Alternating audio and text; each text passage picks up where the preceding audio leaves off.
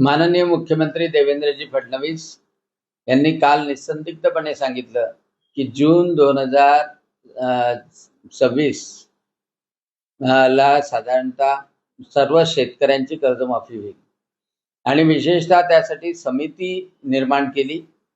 प्रवीणजी परदेशी जे मुख्यमंत्र्यांचे सल्लागार आहे जे अध्यक्षपदी आहेत आणि या समितीच्या माध्यमातून नुसतं कर्जमाफीच नव्हे तर शेतकरी पुन्हा कर्जाच्या विळख्यात अडकू नये यासाठी उपाययोजना सुद्धा सुचवल्या जाणार आहे।